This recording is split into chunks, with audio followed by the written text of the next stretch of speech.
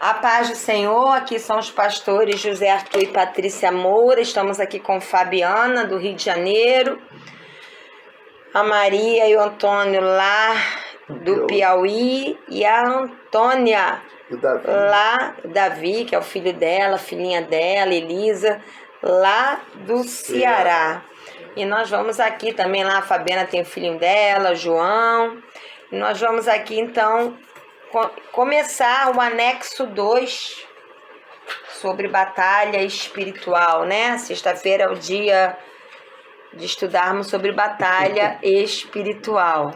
Tem que ser numa sexta, né? Tinha que ser numa sexta, eu também pensei nisso quando eu falei sexta-feira é dia de estudar batalha espiritual. É bem estratégico, porque o mal também gosta muito das sextas-feiras, né?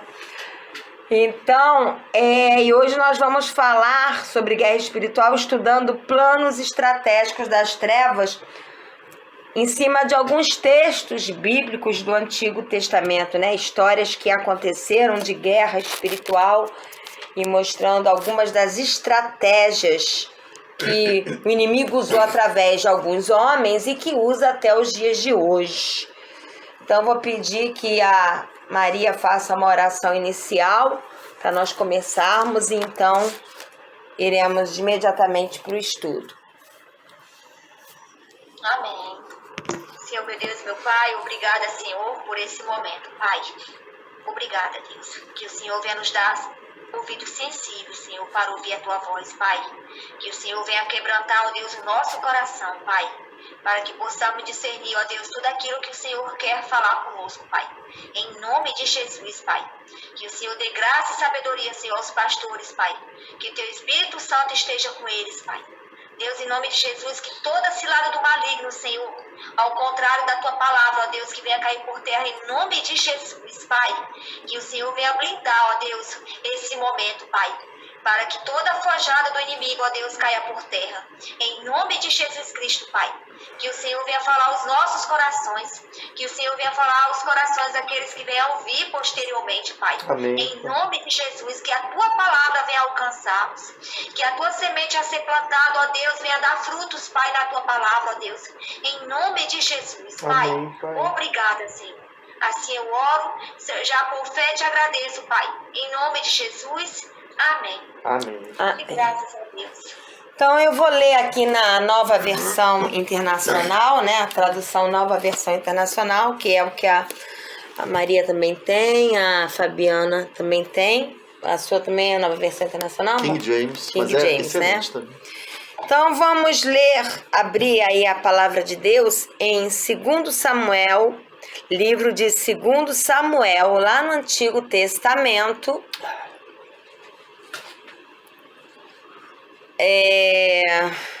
Capítulo 15, versículo 1 ao versículo 11. 2 Samuel, capítulo 15, versículo 1 ao versículo 11. Diz assim: a conspiração de Absalão. Absalão era filho de Davi, mas é um filho rebelde, usado pelas trevas, ambicioso,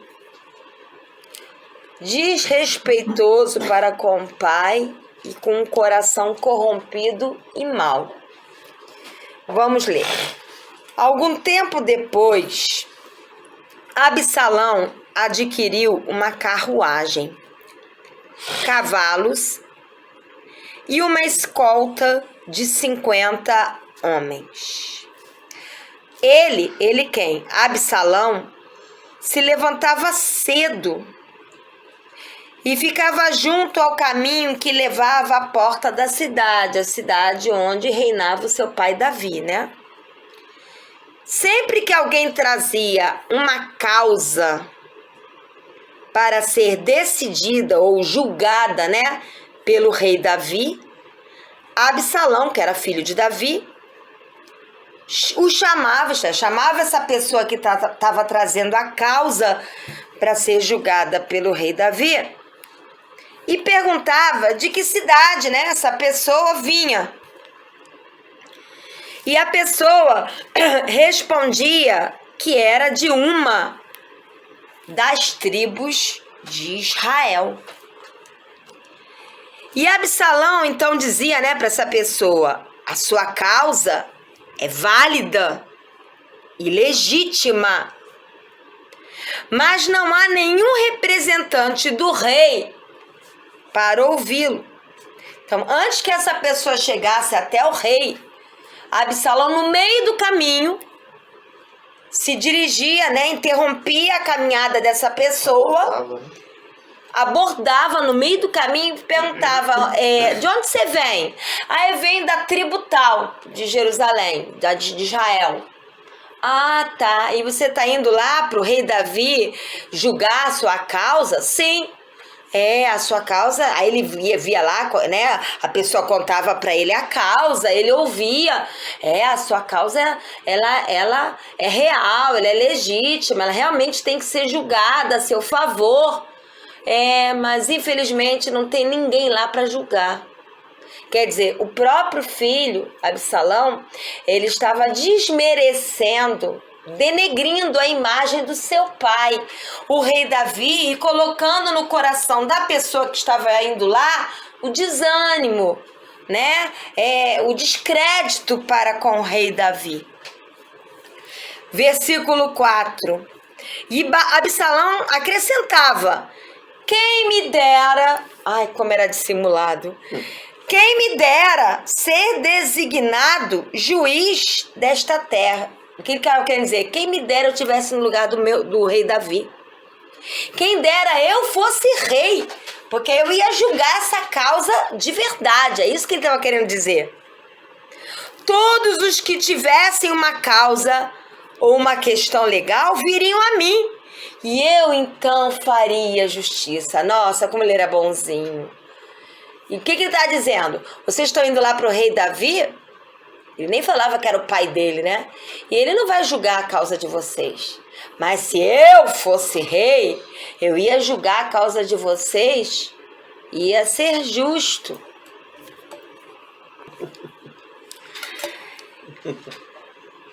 Versículo 5. E sempre que alguém se aproximava dele para prostrar-se em sinal de respeito. Por quê? Porque ele era filho do rei. Então as pessoas sabiam que Absalão era filho do rei. E era um costume naquela época não só se prostrar em respeito ao rei, mas também aos filhos do rei. Absalão, para mostrar que era muito humilde, que não queria roubar o reinado de ninguém, ele estendia a mão, abraçava a pessoa e beijava a pessoa. Eu já vi isso em algum lugar. Uma falsa humildade, né? Versículo 6.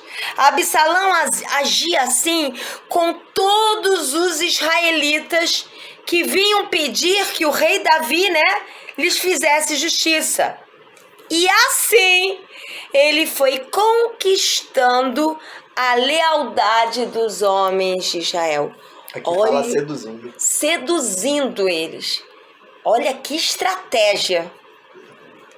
Ao final de 4 anos, ele ficou 4 anos fazendo isso. O inimigo não tem pressa, desde que ele consiga o que ele quer.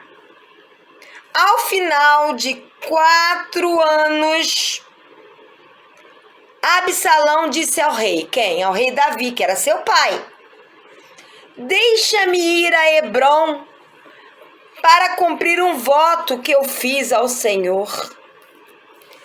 Quando o teu servo estava em Gessur, na Síria, fez este voto: se o Senhor me permitir voltar a Jerusalém, eu prestarei culto a ele em Hebrom.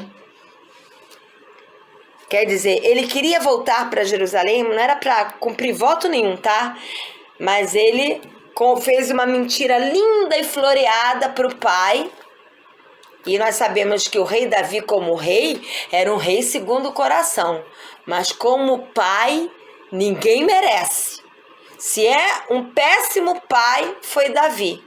Não soube criar nenhum dos seus filhos.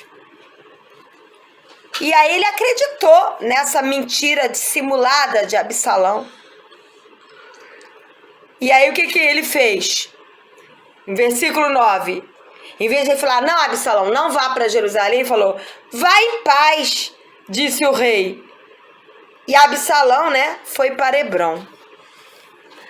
Absalão, versículo 10, Absalão enviou secretamente. O inimigo sempre faz tudo na surdina, secretamente. Mensageiros a todas as tribos de Israel, dizendo, assim que vocês ouvirem o som das trombetas, digam, Absalão é rei em Hebrom. Isto é, lá em Jerusalém. Quer dizer, ele já estava se autodeclarando rei quando o pai dele ainda reinava. Versículo 11. Absalão levou 200 homens de Jerusalém. Eles tinham sido convidados e nada sabiam, nem suspeitavam do que estava acontecendo.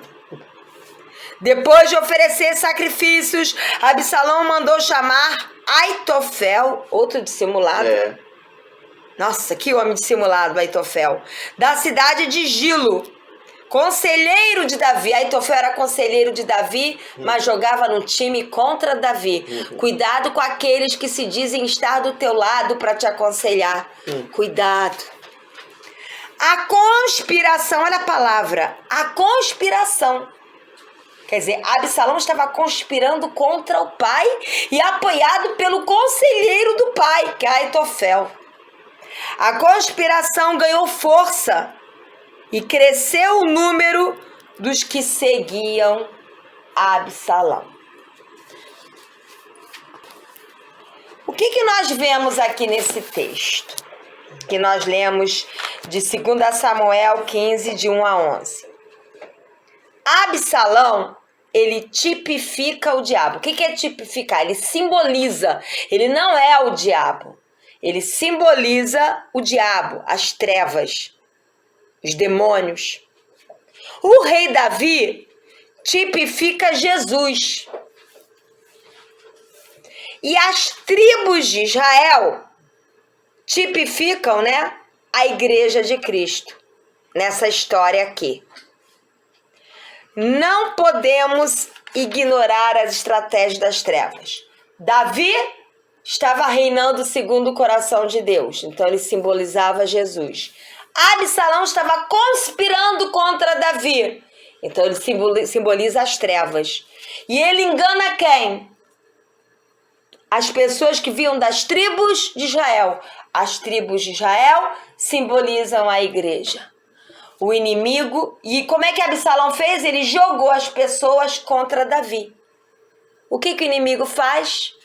O inimigo quer desmerecer Jesus e nos lançar contra Jesus e contra a vontade de Jesus. As estratégias são as mesmas sempre. Uma coisa é que o inimigo não é criativo.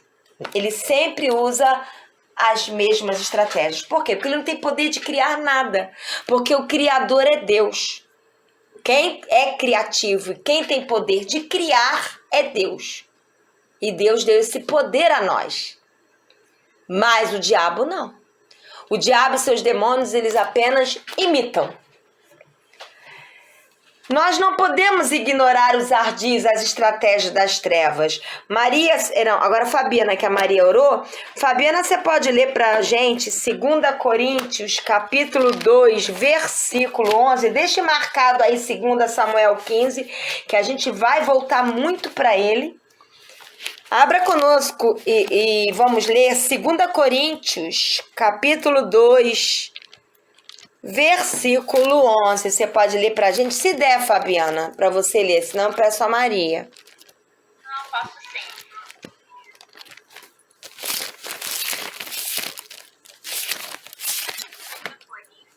Capítulo 2, versículo 11. Isto.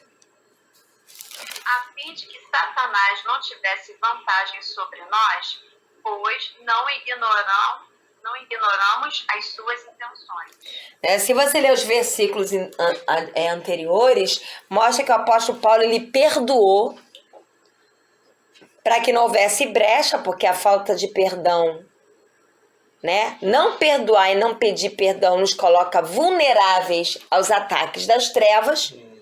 E aqui o apóstolo Paulo ele pediu perdão e perdoou na presença de Jesus Cristo e por amor às vidas, para que Satanás não alcançasse em vantagem, não encontrasse espaço para atuar. Por quê? Porque o apóstolo Paulo e a igreja não ignoravam os ardis, as estratégias das trevas, do diabo e seus demônios. Vamos ver algumas dessas estratégias? Até agora nós vimos uma introdução. Pastor, você pode ler para a gente de novo 2 Samuel 15? Vamos lá agora para 2 Samuel 15 de novo. Versículo 2 e versículo 4 de novo. Sim. 2 Samuel 15, 2 e 4. Levantando-se ao raiar do dia, Absalão plantava-se à beira da estrada principal que levava à porta da cidade. E assim, sempre que alguém vinha trazer uma causa para ser julgada pelo rei, Absalão abordava essa pessoa e questionava: de que cidade és? E invariavelmente a resposta era: o teu servo é de uma das cidades de Israel. Versículo 4. E Absalão sugeria: quem me dera ser designado juiz dessa terra? Todas as pessoas que tivessem uma causa ou demanda legal viriam a mim e eu lhes faria justiça. A primeira coisa que Absalão fez é que ele chamou a atenção para si. E se colocou, desejou e se colocou como juiz. Ele ficava à beira da estrada, não ficava na estrada, né? Veja que Deus é o único juiz verdadeiro. É verdade. E Lúcifer, no caso aqui eu coloquei Lúcifer, se eu fizesse essa apostila hoje eu não colocaria, porque eu li um estudo e eu concordei com esse estudo de que Lúcifer não tem na Bíblia. Isso é um estudo que não pode ser provado.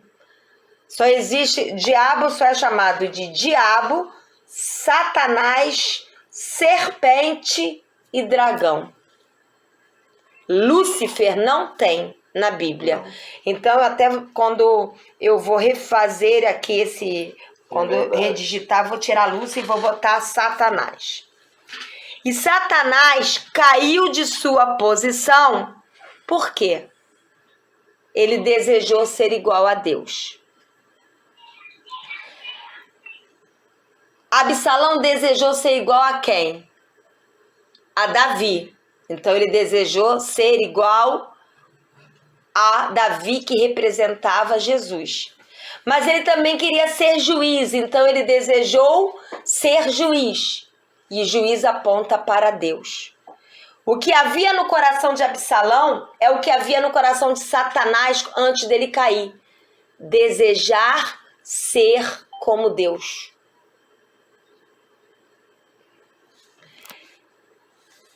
Se você ler lá, Maria, lê pra gente, se você puder, livro... Quem leu agora foi você, né? Então, livro do profeta Isaías, deixa marcado, 2 Samuel 15. Lê lá, livro do profeta Isaías, capítulo 14, mostrando por que Satanás caiu, né? A Bíblia fala que ele era o sinete da perfeição, né? Ele estava ao redor do trono, ele era responsável por todo o louvor e adoração diante do trono, ele andava pelo jardim do Éden, né? Ele era um querubim lindíssimo, formoso. E por ele ser o tal... Na escala, na hierarquia dos anjos, ele se achou. E aí ele achou que ele podia ser maior que Deus, ou mesmo igual a Deus ou maior que Deus. Ele achou que ele podia se sentar no trono. E foi por isso que ele caiu. Você pode ler Isaías 14, de 12 a 14?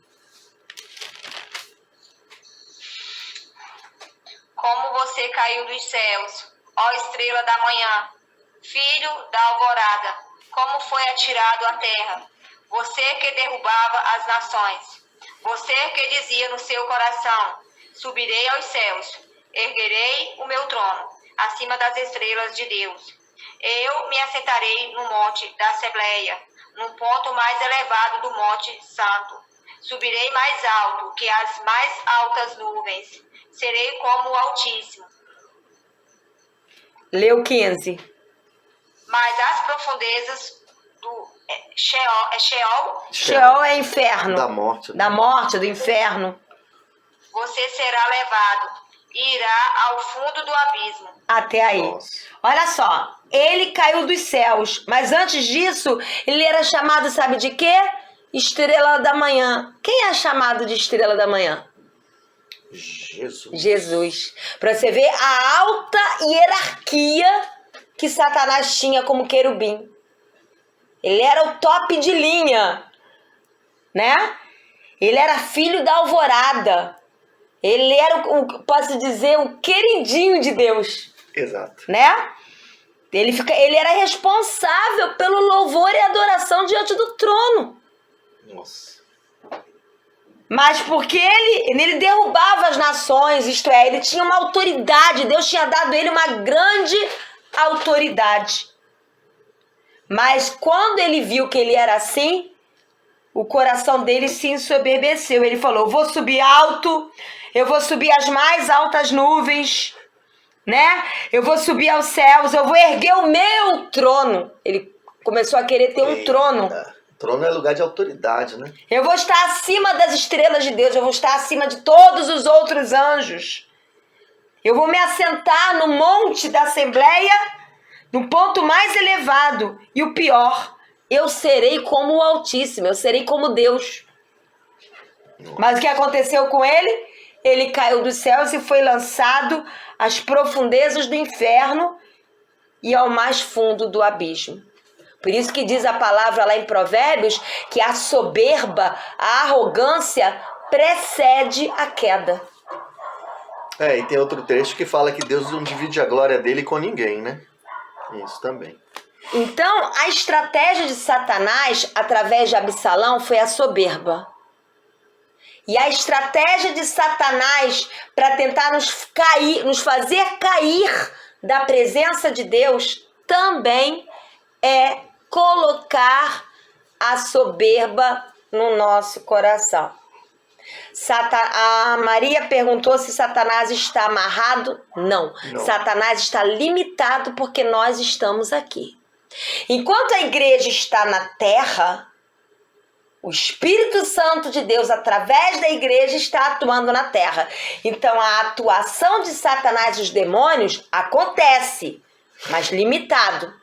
Porque tem uma igreja orando, tem uma igreja jejuando. Quando a igreja for arrebatada, o Espírito Santo não vai estar mais atuando e não vai ter igreja nenhuma orando aqui. Aí a coisa vai ficar feia. Vai. Aí literalmente o bicho vai pegar. A cara da Maria. Aí vai Se pegar. Com a igreja orando a gente está vendo o que está acontecendo, imagina sem a igreja orando aqui. E aí é a segunda metade da grande tribulação, que a gente está estudando Apocalipse, que é o ó. Né? Então, voltando aqui, dei essa fugidinha para responder a Maria. Então, voltando aqui na apostila. Vocês entenderam que Absalão, ele agiu como diabo? Ele quis ser igual ao pai. E quis ser juiz no lugar do pai. O diabo caiu do céu e foi para o inferno. Ele era um querubim, perdeu a posição dele porque ele quis ser igual a Deus e assentar no trono. Nos dois houve soberba, altivez, arrogância, usurpar o trono. Né? Então, continuando aqui na apostila. As trevas ficam à espreita. O que é ficar à espreita? É como Absalão ficou no caminho, à beira do caminho, esperando as pessoas passarem. Lembra que ele ficou esperando as pessoas passarem e no meio do caminho ele parava as pessoas para bater papo? O inimigo, ele fica à espreita. Os demônios ficam à espreita, esperando o momento certo de agir. É verdade. Ele fica à porta do nosso coração, esperando a primeira brecha que a gente vai dar. A gente tem que ter medo? Não. Mas a gente tem que vigiar e orar. Porque se não fosse importante tomar cuidado do nosso coração, 3 versículos não estariam na Bíblia. Primeiro, guarde o seu coração, porque dele procedem as fontes de vida.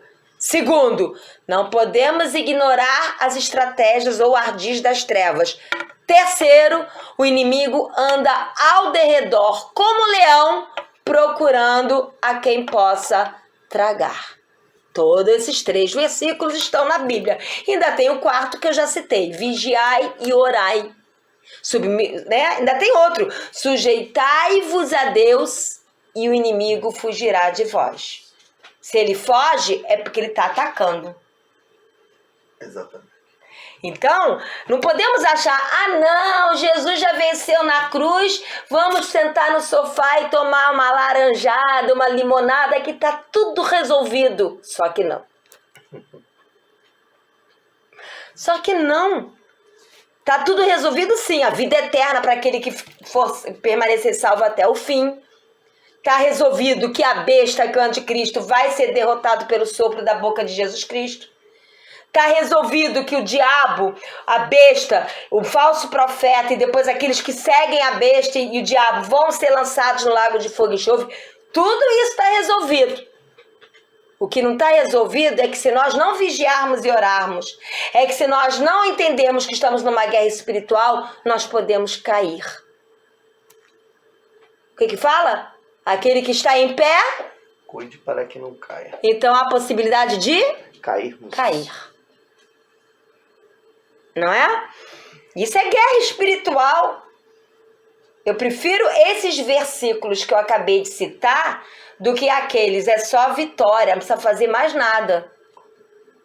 Eu prefiro ficar com aqueles versículos que eu acabei de citar. Então as trevas ficam à espreita à porta do nosso coração, tentando nos chamar a atenção, desviar os nossos olhos e ouvidos. E assim, paremos de fixar nossa total atenção no autor e consumador da nossa fé. Por que as lutas vêm? Vamos lá, vamos pensar. As lutas vêm para a gente ficar tristinho? Não. Ficar triste porque somos seres humanos, temos emoções. Mas a intenção do inimigo não é que a gente fique tristinho. As lutas vêm para que a gente possa sofrer? Não. As lutas vêm para desviar a nossa atenção. As lutas vêm para que você que estava orando, jejuando, pregando a palavra, aí vem uma luta imensa. Eu acho que eu vou dar uma paradinha. E é nessa paradinha que você é enlaçado.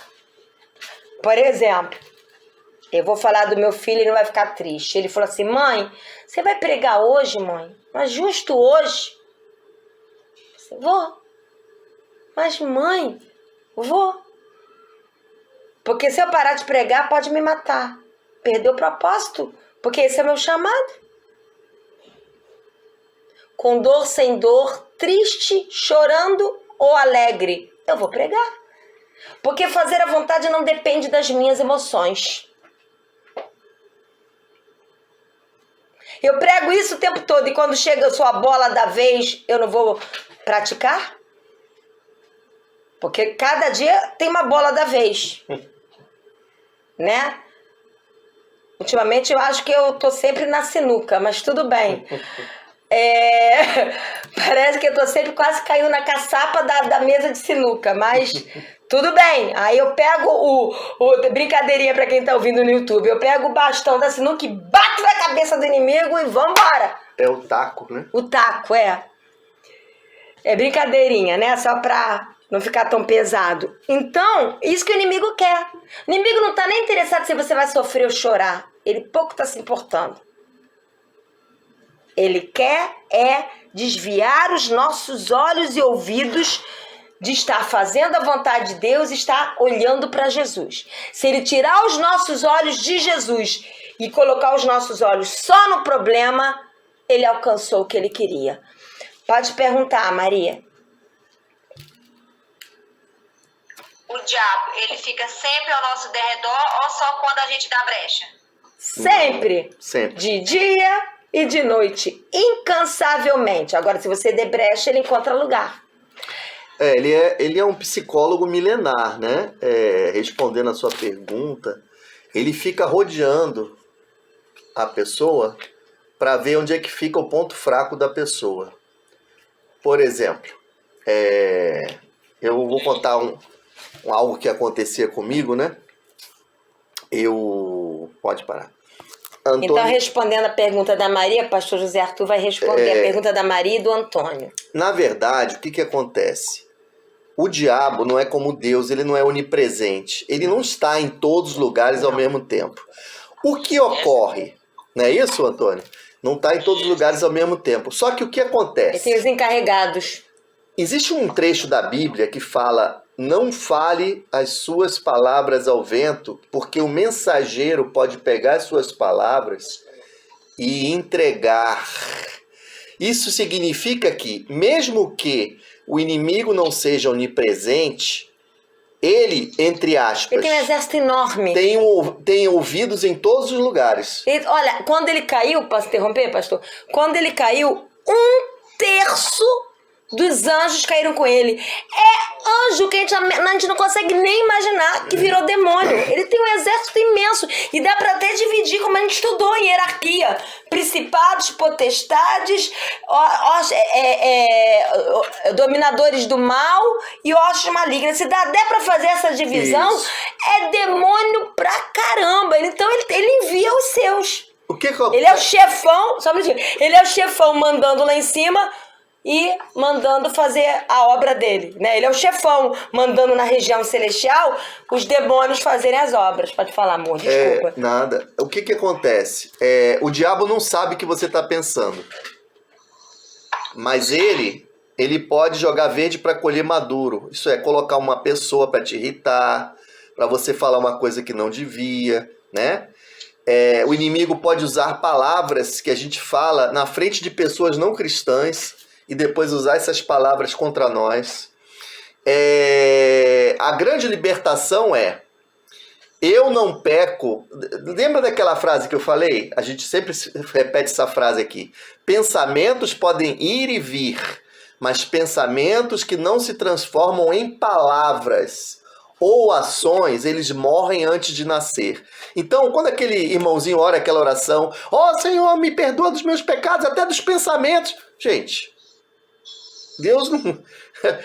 Você não pecou se você pensou alguma coisa, mas se esse pensamento é colocado em prática, ou você fala, aí você está pecando e o inimigo é capaz de captar o que você fala, ou as suas reações físicas e emocionais, ele pode deduzir que você está com raiva ou que você vai fazer uma outra coisa. Mas onisciente ele não é.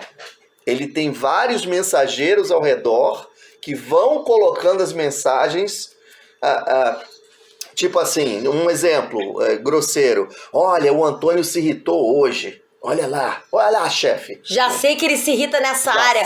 Vamos forçar então essa área. Já sei que ele fica irritado. É nessa área que a gente vai atuar então para ele sair da bênção e pecar. Exatamente. Entendeu? Por exemplo, eu tenho até um versículo que assina embaixo, né, biblicamente, o que o pastor falou. Se pensar fosse pecado, por que a Bíblia fala irai-vos e não pequeis? Então, se irar seria pecado. Se irar não é pecado, é humano. Pecado é colocar essa ira na prática. Pensar é humano. Por exemplo, alguém falou mal com você e você pensa, pô, que pessoa mal educada, se eu pudesse, dava na cara dela. Você só pensou. Mas você deu na cara dela? Não, então você não pecou. Agora, se você pegar esse pensamento e falar pra ela, se eu pudesse, eu te batia na cara. Aí você pecou. Ou pior, se você desce na cara, aí pecou mesmo. Tá entendendo? Irai-vos, mas não pequeis. pode até pensar, você não pode falar e praticar, que aí você está pecando. Exatamente. Entendeu? Porque pensamento, você fala, ai Senhor, tira isso da minha cabeça. Que às vezes é um pensamento seu, por causa da sua humanidade, ou pode ser até um sussurro do inimigo. Exatamente. Aí você coloca o teu Senhor, lava minha mente, tira esse pensamento, acabou. Entendeu? Exatamente. Isso é muito comum nas tentações, seja de que área for a tentação para falar mal dos outros, ou tentação para adulterar, ou tentação para fazer isso ou aquilo, né? O inimigo geralmente usa a primeira pessoa, né? Tá lá você numa boa, você homem andando pela rua, aí tá lá, aí vem aquela frase assim: olha que mulherona bonita aquela, cara, dá mais uma olhadinha aí que ela tá no papo. Você pensar que ela é bonita? Aí tudo bem, mas a segunda olhada, aí você já colocou o pensamento em ação. Exatamente. Entendeu? Quer dizer, ele fala na primeira pessoa para você achar que é você que tá pensando. Mas não é você. É uma seta que vem de fora para dentro. Agora, só para acalmar o nosso coração, todo mundo aqui sabe um pouquinho de matemática. 1/3 significa que você dividiu em 3 partes. Olha lá, é fração. 1/3 sobraram o quê? 2 terços. Se 1/3 dos anjos caíram com os demônios, com Satanás, e se tornaram demônios, nós ainda temos 2/3 de anjos do Senhor. Então o exército de Deus ainda é muito maior. Fora a igreja. E a hierarquia de proteção a nós é muito grande, né? Tem anjo mensageiro, tem anjo de guerra, que provavelmente devem ser muito altos e fortes. E tem... podemos contar, né? Podemos contar. Deixa eu contar, não vou contar aí no YouTube não, tá? Dá licença. Então, continuando aqui a estudar, né? Que nós vimos que o inimigo, ele está à espreita para nos atacar. Estamos debaixo da proteção do Senhor? Com certeza. Estamos debaixo das asas do Senhor? Com certeza. Estamos debaixo do sangue de Jesus? Com certeza. Tanto que a palavra diz: submetei-vos a Deus e resisti ao diabo. Olha, você se submete a Deus. Você resiste. O que é resistir? É guerrear. E aí o inimigo foge. Não é tipo assim, Senhor, eu me submeto, faz ele fugir. Não. Você se submete, você guerreia e o Senhor então manda os anjos dele e o inimigo foge. Mas você tem que guerrear. Resistir ao diabo é guerrear. Então, não é automático. Existe uma guerra espiritual. E o inimigo quer tirar os nossos olhos de Jesus, que diz lá em Hebreus 12, de 1 a 2. Fabiana, pode ler? Hebreus 12, de 1 a 2, que Jesus ele é o autor e consumador da nossa fé e os nossos olhos têm que estar fixos nele. Hebreus 12, de 1 a 2.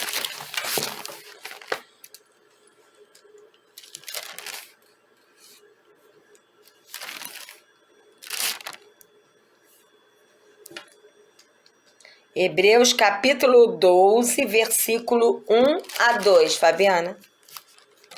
Deus disciplina os seus filhos.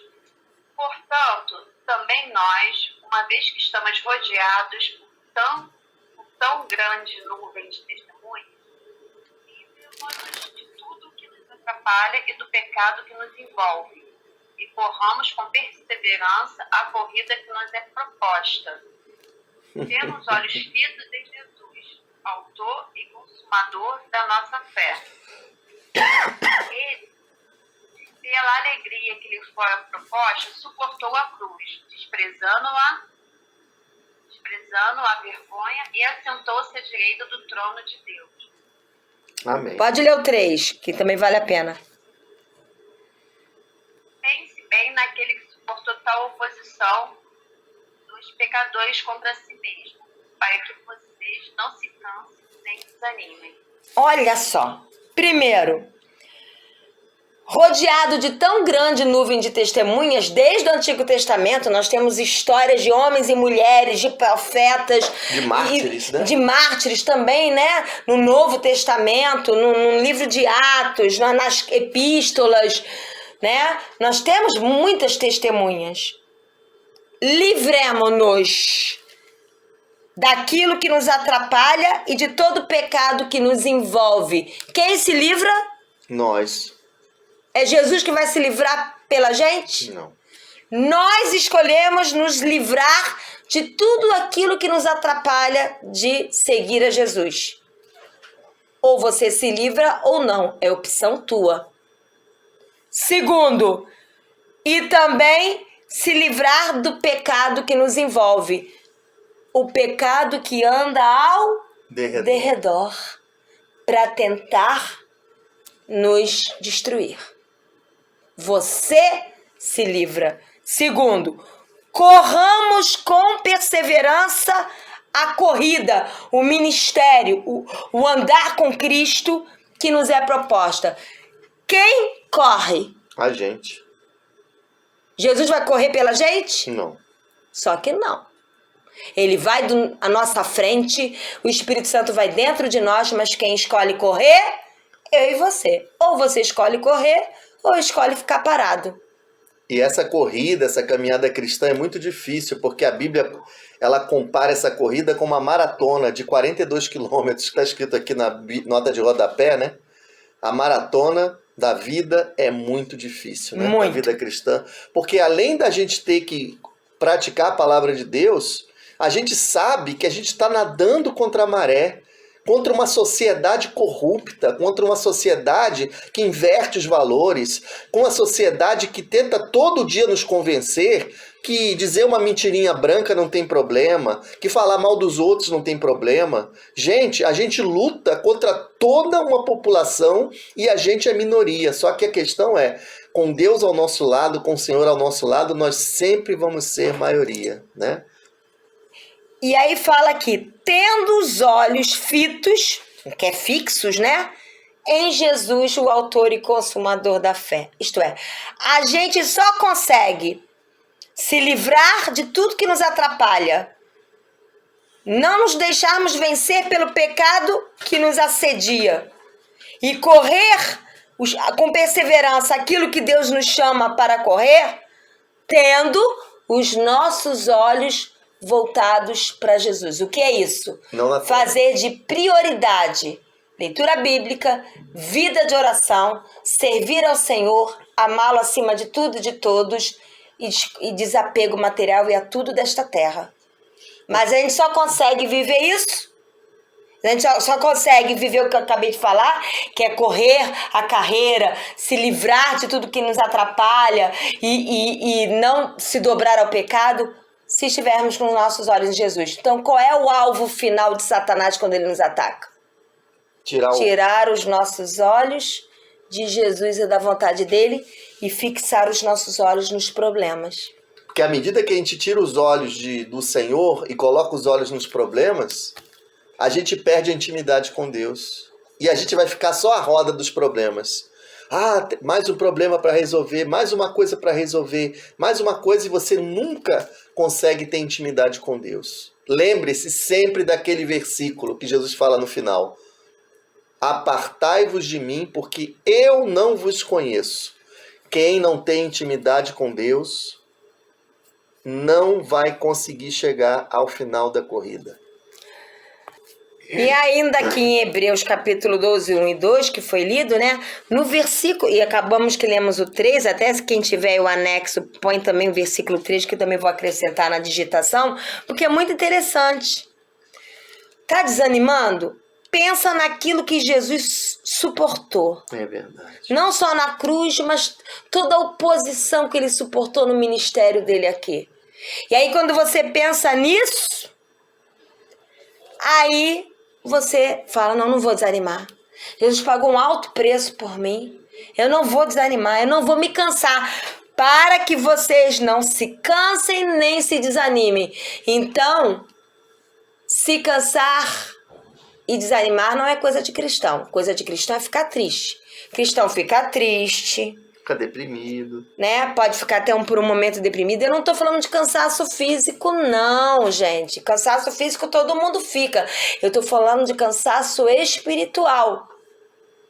Cansei de orar.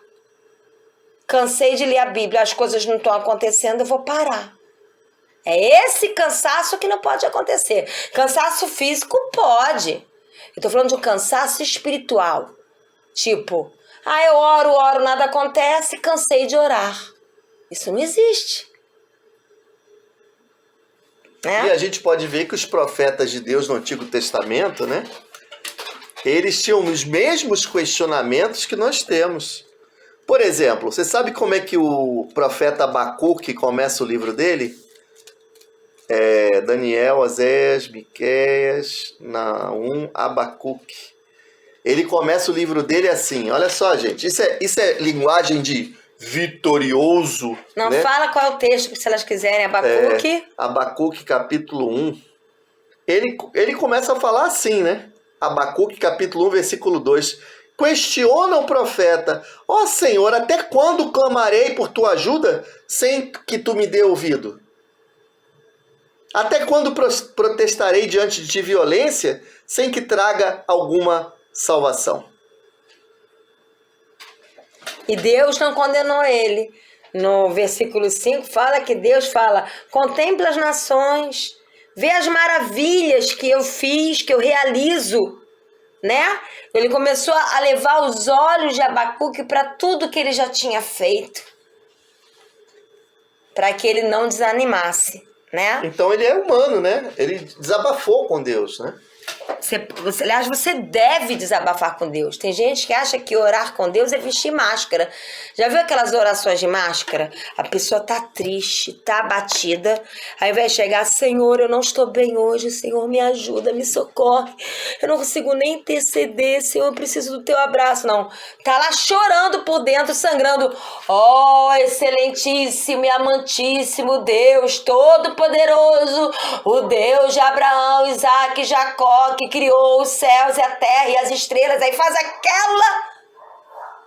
E Deus está falando: dá para você abrir seu coração, por favor? Porque comigo não rola máscara, não. Você pode enganar os homens. A mim, eu sei que você está sangrando. Dá para você abrir teu coração para eu te curar? Ou você vai vestir essa máscara de religioso, só vitória? Né? Porque Davi, ele rasgava o coração dele com Deus.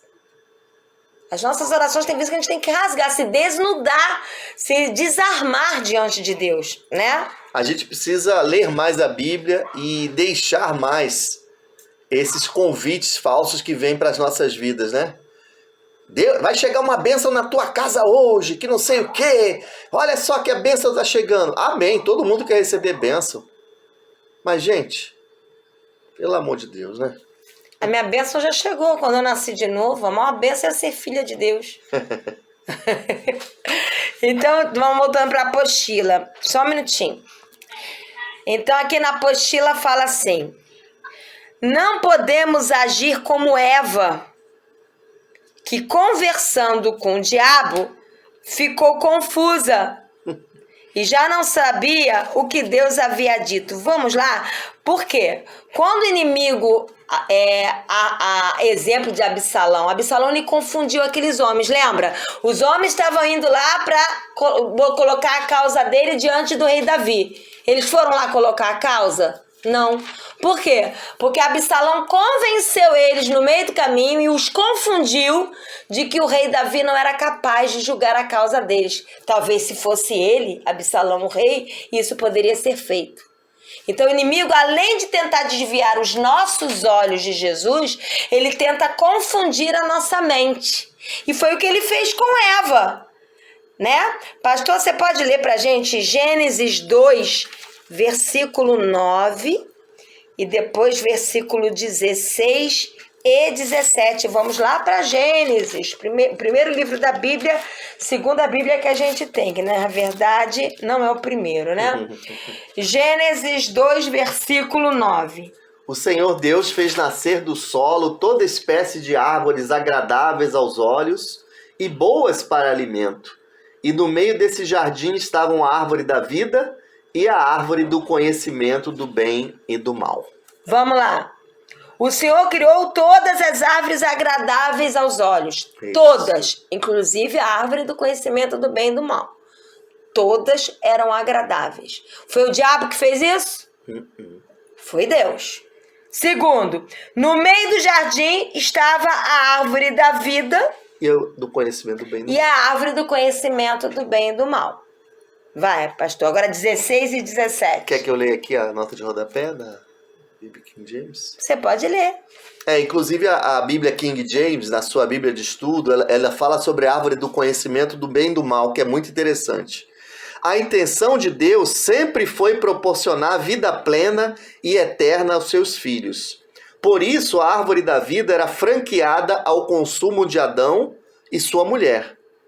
O conhecimento do bem e do mal não era necessário ao ser humano, mas caso essa fosse sua escolha, como foi, ele não poderia viver de forma abundante e eterna com os conflitos provenientes de um conhecimento moral e discernimento ético que alimentam a vontade de independência de Deus, o Criador. Olha só. O pecado não estava no comer.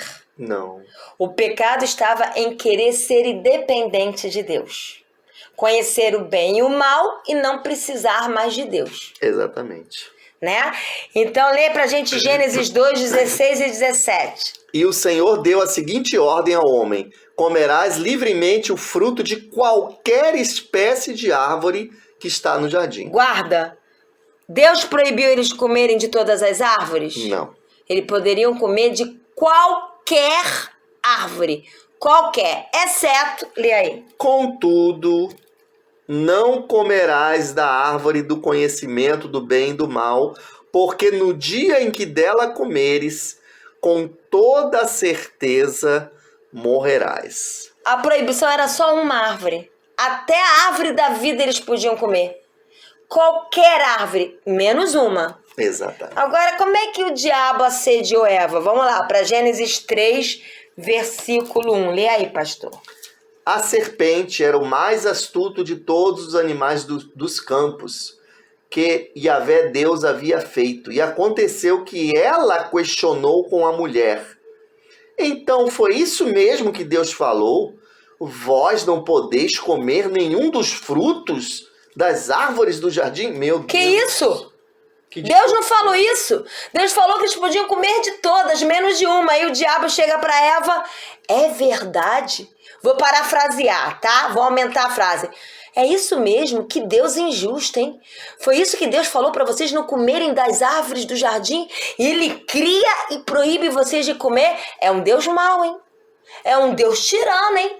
É um Deus proibitivo. Ele não ama vocês. Pensa bem, Eva. Deus não ama vocês. Ele proibiu vocês de comerem. Eles não podem comer nada. Só ficar vendo. Que isso? Que maldade.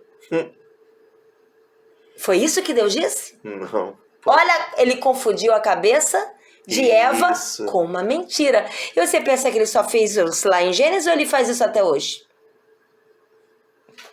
Continua. E outra coisa, né? Quando Deus falou que se comerem da árvore do conhecimento do bem e do mal, certamente morrerás. Ali são dois tipos de morte. Ali era a morte espiritual. A morte biológica ia entrar na humanidade. Isso. Todo dia, um dia, iria morrer fisicamente. E a segunda morte, que é a pior de todas. Que é afastado de Deus. Ficar eternamente afastado de Deus.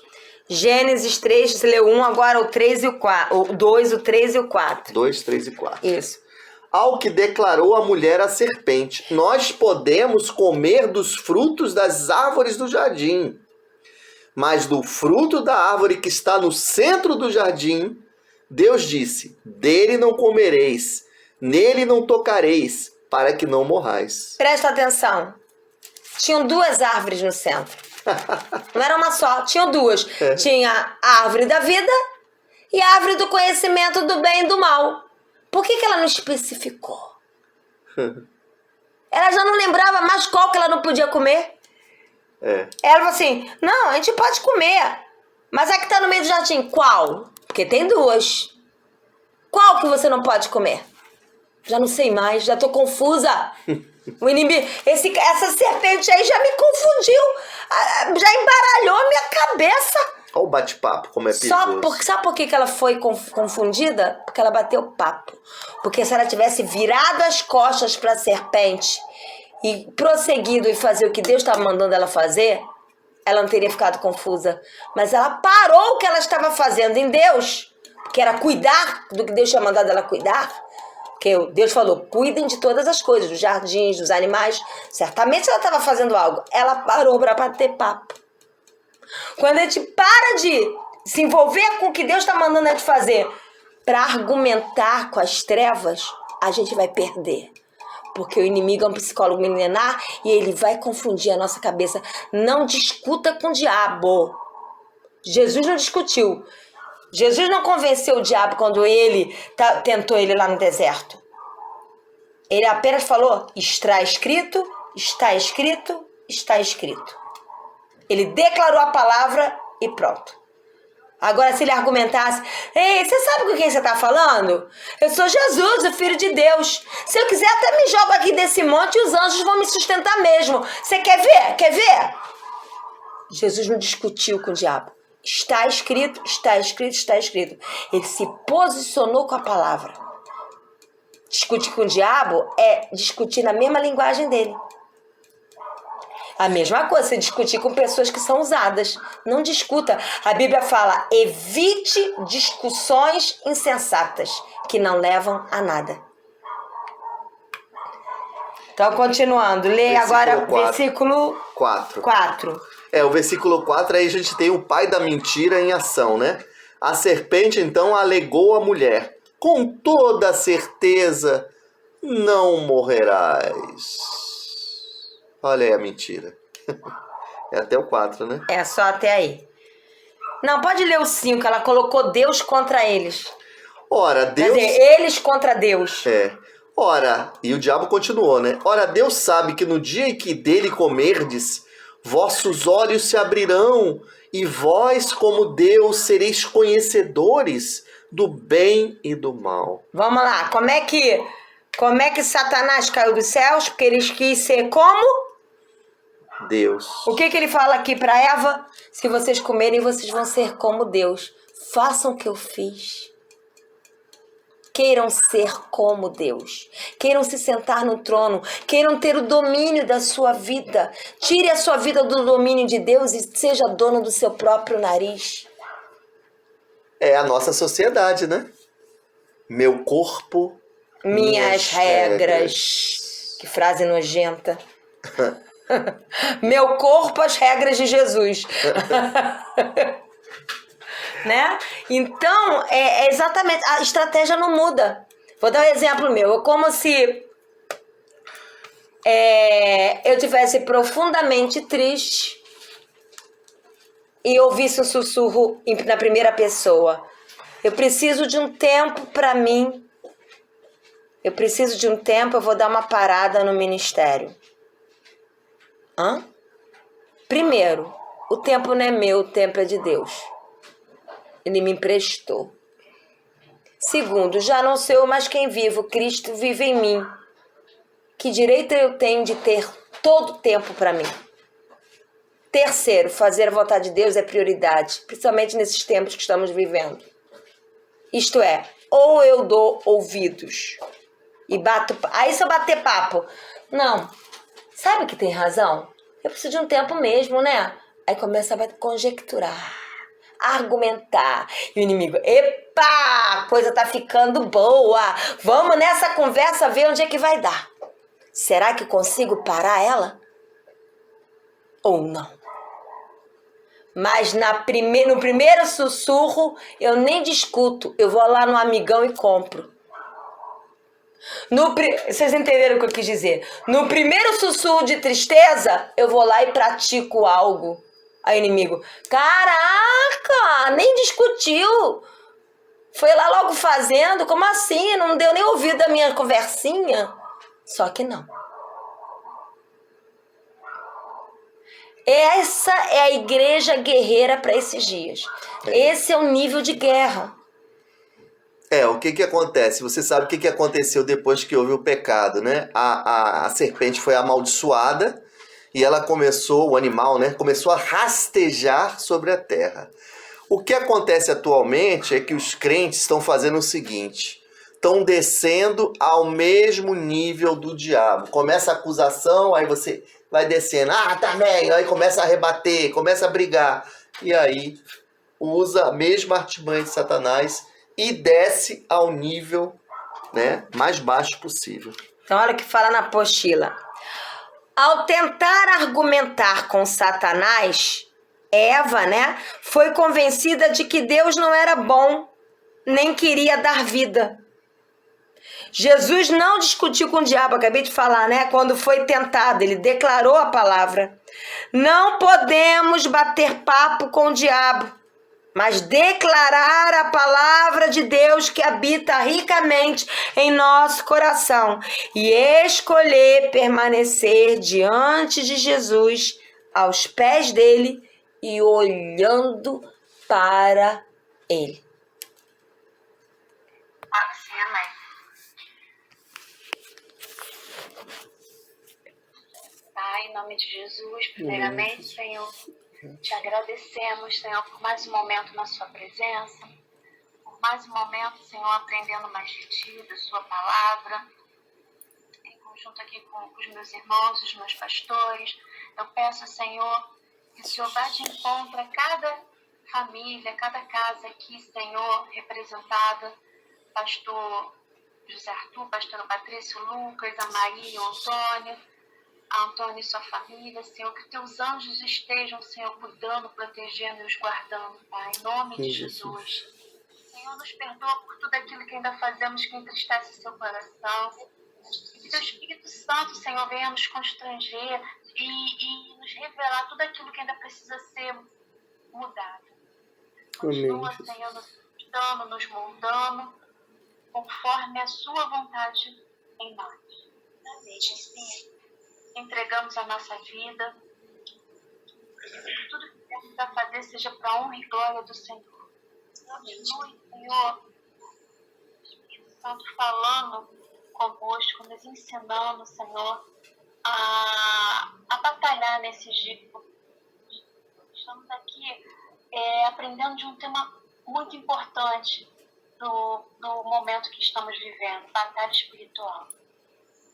Como a nossa pastora falou, o mundo espiritual, as pessoas não querem ter certeza que ele existe, mas nós sabemos que ele existe. É tão real quanto o que vivemos aqui na Terra. É verdade. Então, precisamos, Senhor, as armas corretas. Estamos aqui para aprender, Senhor. Então, coloque em nós todos os dias a sua armadura, que possamos batalhar, Senhor, com as armas que o Senhor tem nos apresentado aqui nesse estudo. Mas, Jesus, muito obrigado por esse ensinamento. Tem nos edificado, tem nos forjado, que não é apenas um estudo para termos conhecimento e guardar, mas não, Senhor. Devemos também ensinar a outros irmãos, como a pastora está fazendo conosco, que possamos passar adiante. Mas em nome de Jesus, oramos também pela igreja do Senhor, pela restauração, Jesus, pelos líderes, líderes voltados, Senhor, para verdadeiramente a tua palavra. É verdade. Senhor, erga homens e mulheres, Senhor, que estejam comprometidos verdadeiramente com a sua palavra. Amém, Jesus. Todos esses falsos profetas, Senhor, que estão tentando nos confundir, como a serpente fez com a Eva lá no paraíso, Senhor. Muitos estão aí tentando nos confundir. Esse mesmo, Senhor, tudo isso que estamos estudando, provar que é mentira. Mas sabemos que a sua Bíblia, o nosso guia, será até o fim dos tempos. Amém, então, Pai. Forge a sua igreja, Senhor, com lideranças, Senhor, que estejam debaixo da sua autoridade. A sua palavra. Amém. Possamos, Senhor, cada dia nos fortalecer e aprender mais dela. Amém. Toma conta das nossas crianças, dos nossos jovens, adolescentes. Estão atacados, Senhor. Nunca vi um momento como esse de um ataque assim que já não estão mais escondendo as nossas crianças. A cada dia estão sendo cada vez mais atacadas, porque sabemos que é a geração escolhida. Então, Pai, Satanás usa todos os dias para acabar com essa geração. A todos os dias temos notícias, Senhor, que, como estão falando, né? Eu vi uma pregação ontem do meu pastor do certo virando errado, o errado virando certo. Isso confunde, Senhor, as crianças, porque é nessa idade que elas estão criando a sua personalidade. Então, Pai, meu Deus. direciona os pais dessas crianças para que elas apresentem Jesus, sejam apresentadas a Jesus. Amém, Jesus. Elas têm o seu instinto desde cedo, Senhor, em estar lendo a Bíblia, em estar orando junto com a família. Sim, Senhor. Em estar buscando conhecer o nosso Pai verdadeiro. Ou seja, Senhor, os adolescentes, de tudo que o mundo tem tentado contra eles. Eles acham que o mundo tem essas coisas maravilhosas, mas é o teu reino, Senhor, que devemos buscar. Então, Paizinho, momentos ruins estão pela frente. Então, fortaleça as famílias. Que elas juntas, uma família saudável, uma família, Senhor, aos teus pés, vence qualquer batalha espiritual. Então, Paizinho, para as famílias, forja as famílias, os sacerdotes, Senhor, que eles estejam debaixo da tua mão poderosa. Paizinho, desde já te agradecemos, porque sem o Senhor não somos nada. Então, continue nos protegendo, nos guiando, nos abençoando, para que seja feita, Senhor, a sua vontade. Em nome de Jesus. Amém. Amém.